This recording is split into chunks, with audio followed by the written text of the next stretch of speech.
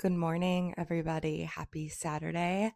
We are going through this week's pop culture catch up. We have everything here. Wow, ignore how dirty my laptop is. Disgusting. But let's get into everything that happened this week in pop culture, the week ending in June 20th. Really quick, just want to mention, of course, yesterday was Juneteenth, and I think it's really important that we acknowledge it because so often on Bravo and other reality TV networks, Black celebrities and like Black Bravo celebrities are very consistently underproduced, underpaid, undermarketed. And I think that it's really important that we show up as much for the Black creators and Black shows as we do for the ones that are predominantly white. And also, I will list below, I posted 6 Black creators that I really love that talk about pop culture and Bravo. I posted them on my threads and Substack, but I will tag them all below and I highly recommend you check them out. Okay, let's get into the topics. Starting with the Grammys, have added 5 new categories as well as updated some rules. So let's go through the first 5 new categories. We have Best Asian Pop Music Performance, which will include K-pop, C-pop, J-pop, Best Traditional Pop Vocal Performance, Best Latin Song, Best R&B Collaboration or Duo/Group Performance, and Best Traditional Folk Album. I think these updates are really great. And then we have 2 pretty big updates as far as existing categories or rules. So first, the Best New Artist category. Previously, you were only allowed to submit as Best New Artist up to 3 times, and they have increased it to 4 times now. So I think this one will make the biggest difference. I don't know like a ton about obviously Grammy submissions, but this seems like a big one. I heard a lot of people talking about how Ella Langley has submitted 3 times and this would be her 4th, and she's obviously blowing up a lot. So I think that that will be big for her. But it'll be really interesting to see like who ends up being nominated and ultimately wins next year. We also have an album eligibility update. My light just died, so we're gonna be a little bit in the dark now. I forgot to charge it. So sorry. It's rainy out. We'll get rainy day vibes. Okay, back to it. Previously, for album eligibility, you had to include, or your album had to have 75% new tracks, and now they've updated to only be 66, so less like new tracks in order for your album to be eligible. I think this will be really interesting too. Again, like I said, I don't like know really the nomination process and voting process, but I do think we will probably see some interesting things in the next Grammys. All right, let's move on to some exciting TV news. First, The Four Seasons has been renewed for season 3. I love The Four Seasons. In case you missed it, it is a show on Netflix. It has Tina Fey, Will Forte, Coleman Domingo, Marco Cavani, Carrie Kenny Silver, Erica Henningsen. It also had Steve Carell, the first one, and season 3 is rumored to have David Tennant star because he made a cameo in season 2, which doesn't really give anything away. But I know that the Four Seasons season 1 people didn't like love as much. I personally really liked it, but I think that if you watch season 1, didn't really love it, you should definitely still try season 2 because I think season 2 is even funnier and even better. So I think if you tapped out after season 1, you should still give it another chance and see if you like it.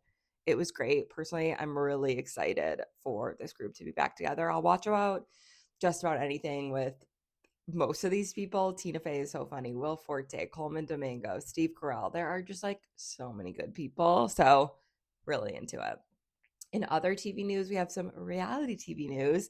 As many of us have heard, The Traitors is having an all civilian season, and we finally have a premiere date. It will premiere on NBC September 17th. Now, if you were a original Traitors US watcher, you know that the first season they had celebrities and civilians. So I think it's really interesting that we're kind of bringing some of the civilians back. Alan Cumming will still host. It'll still be in the castle. Really exciting. They said that there were 22 people selected from America with over 60,000 applicants. And I know for a fact there was at least one funny person who withdrew their application. And that was me because I was too lazy to finish filling out my form and I needed to submit an audition video. And I just kept putting it off and then never did it. But I'm really excited to watch it. It's called The Traitors New Blood. I'll definitely be tuning in for this to kind of bridge me over until the Celebrity Traders comes back.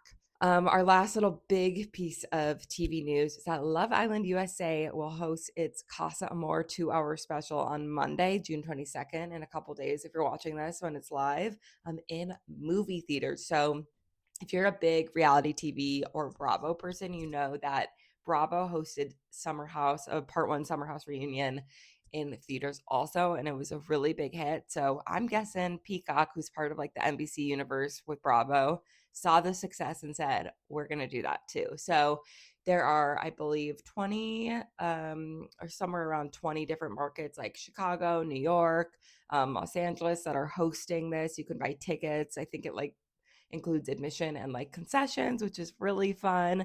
But I'm going to be honest, I think Love Island season 8 is a little kind of boring right now. Like, I'm still obviously watching every episode and like being sat at 6 p.m. PST, but something about it just like feels a little off to me. Can't quite put my finger on it. Maybe because we haven't had that many bombshells, but I'm really hoping Casa will shake things up. All right, and our final piece of bigger deep dive news is that Tom Holland confirmed that he and Zendaya are married, which is so exciting. So we know there were a bunch of rumors earlier that they did end up tying the knot, but nothing quite confirmed. La Roche, who is Zendaya's stylist, kind of confirmed it earlier on a red carpet, and everyone couldn't really tell if he was being serious or joking because he does joke a lot. But in an interview for Esquire, where Tom Holland was the cover star, they asked Tom if any of his family fell for the AI generated viral photos that were going around of him and Zendaya. And he was kind of like, no, because they saw the real ones, they were there. So that kind of confirmed that they got married. I'm very excited. And I think it's really special that they were able to kind of have like a private moment together, get married privately. Like, I know with all the discourse about Taylor Swift and Travis Kelce's wedding, there's like a lot of rumors about how they're going to be try to protect their privacy, where their wedding's being hosted, etc. So I think it's really special that Tom Holland and Zendaya kind of got to just have this moment together with their family, and it's been under wraps for several months. So they really just got to like be in the newlywed bliss. Those were the big kind of stories I covered this week. And now let's get into some other things for your group chat, starting with a bunch of expecting babies. Yesterday on Friday, Anne Hathaway announced that she is expecting baby number 3, which is very exciting. Similarly, Jen Affleck of Secret Lives of Mormon Wives announced that she is expecting her 4th baby, and Andrea Denver and his wife Lexi Sunland are expecting their 1st baby, and they are stars of In the City, and Andrea was also in Summer House for a few seasons. So congrats to everyone. Babies are so cute. I love seeing pictures of babies, and just hoping everyone's pregnancy goes smooth and that they have a nice, happy, healthy baby. Let's get into some other news. Sabrina Carpenter is allegedly announcing a Man's Best Friend tour coming up. I don't usually like report on rumors, alleged gossip, etc. But I made an exception for this because I think if I wrote it down, I'm manifesting it. But we'll see if that comes true and if she ends up announcing anything. Tyra Banks is suing Netflix for defamation of her character with the America's Next Top Model documentary. So a few months ago, I think it was in 2026, Netflix put out a documentary about America's Next Top Model, or I guess a docu-series, and it included some of the previous contestants, as well as like Nigel Barker, Tyra herself, Miss J, all of those good people. And she's suing them because she is not happy with the way she was portrayed. And I mean, I'm sure there's something in her contract that this won't like let this go through, but she did not look her best in that documentary. So yeah, we'll see what happens with that. Heated rivalry star Francois Arnaud is joining the Hulu thriller Count My Lies. And if you haven't heard, this is a little thriller limited series starring Shailene Woodley and Lindsay Lohan. I read this book. I really liked this book, so I'm really excited. How many times can I say really? So I'm quite excited for the TV show to come out, and I hope it's good. It's great to see Lindsay Lohan back on our screen also. Joe Alwyn, who is Taylor Swift's ex, and Sarah Pigeon were spotted together on a few dates. Little love that is blooming. And also, didn't write this down, but Alex Earl and Benson Boone were also spotted on some dates together. And I'm kind of into both these couples, so we'll see what happens with that. More Sabrina Carpenter news. Her and Madonna released their music video for Bring Your Love. And Dancing with the Stars season 35 has cast Guillermo Rodriguez, who is Jimmy Kimmel's right hand man. I really love him.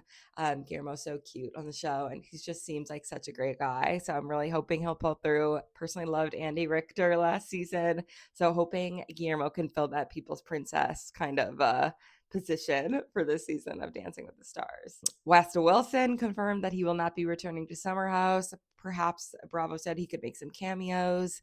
I hope not, but it is confirmed apparently that Carl and Lindsay will both be back to the Summer House, so that should be fun. And Ben Stiller has officially announced his Knicks documentary with A24 and HBO. If you remember in the NBA Finals, you could see Ben on the sideline with his camera recording things, and it had been rumored that he was filming a docuseries for the Knicks, and it was confirmed this week.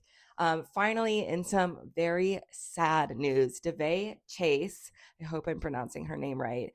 She was the voice actor of Lilo in Lilo and Stitch, as well as she played the girl in The Ring. She passed away at age 35, which is so sad. It's so young. It sounded like she had meningitis and an infection and kind of passed away from septic issues. So just really tragic. So sad to lose someone so young, and really wishing the best to her friends and family. As always, I end every pop culture catch up with what's happening in my cultural orbit, what I'm reading, watching, thinking about, etc. So let's get into it, starting with, again, what I'm reading. I just wrapped up the Banned Bookshop of Maggie Banks by Shauna Robinson, and I loved it. I love books about books, and this was no exception. It was basically about this girl who moves to a small town to help her friend who is running a bookstore, and they are so obsessed with like the founder of their town that they don't sell any books that were published after the founder passed away, but no one wants to buy those books. Everyone wants modern books. So kind of about like her journey to get the bookstore more profitable and all that. I really liked it. It was very cute. If you like books about books, I recommend that too. As far as what I'm reading on Substack, my friend in real life, Amanda, just joined Substack, and she posted her first piece about her letterbox top 4, and it was really good. And her top 4 is great. So I will link it below, and you can go check it out and follow her. As far as what I'm watching, I watched the Las Culturistas Culture Awards this week. I know people aren't like so into it anymore, at least from what I've heard, but I think it's so funny still. Like the whole point is for it to kind of make fun of like award shows, and I think they do a really good job about it. I kind of think that like the sponsorships and everything like makes it even funnier, so I'm into it. Some of my standout awards included Sierra Miller won for Allison Williams Cool Girl Award. Indoor Fern won for the Hilary Duff Award for Millennial Excellence, and Stacey Rush won for Best New Artist. There are a lot of other people. Hannah Eidbender won. Mia Calabrese from Summer House won. So many good ones. It's just so funny. I think it's replayed on Peacock if you missed it, but highly recommend you check it out. Even if you don't listen to their podcast, it's still really funny. As far as what I'm listening to, music and podcast wise, music, I cannot get Expectations by Olivia Rodrigo out of my head, as I'm sure everybody else is experiencing. And podcasts, Rachel Lindsay on the Morally Corrupt reality show podcast had a really great interview with Bradley Carter of Southern Hospitality, and I highly recommend you do it. I think, or you watch it. I think Rachel is a really great person to talk to, being someone who's Black and in the kind of reality TV universe. She could really discuss appropriately the racism that Bradley experienced on the episodes this season, and it was just really great to see. And I think Brad is a really great role model, has really learned from his mistakes. And I was just thinking how great it is that so many men, and Black men in particular, have both KJ and Bradley to look up to on their screens on Bravo. So I think it was a really great episode to watch. I will link it below as well. And finally, what I'm thinking about, this technically could have gone under what I'm watching, but it's really all consuming, even more than just watching it. But I'm so happy that Widow's Bay got renewed for a season two. I just watched the finale the other day, a couple days late, somehow avoided all spoilers, and it was so good. I'm like simultaneously excited for season two to come back while also mourning that I don't have this to look forward to every week, but it's great. My brother and sister-in-law both watch it, and I texted them this morning to see what their thoughts were on the final episode, episode 10, and they texted me back and said that they thought episode 8 was the finale, and so now they have two more episodes to look forward to. So I thought that was funny. If you are watching Widow's Bay, make sure you watched all 10. But yeah, really excited. I hope it wins all the awards. It is so good. Apple TV is really crushing it between like this show, Pluribus, Severance, Ted Lasso's coming back. I really think Apple TV is cementing itself in really good TV right now. So that is all for this week's pop culture catch up. You can find everything that I mentioned linked below in the description. Otherwise, you can subscribe to me on Substack. I post weekly pop culture catch ups every Friday and then occasional deep dives. We also have a chat where we talk about reality TV, pop culture, etc. So follow me there. And if there's anything from pop culture this week you want to discuss, let me know below, and I will see you next week.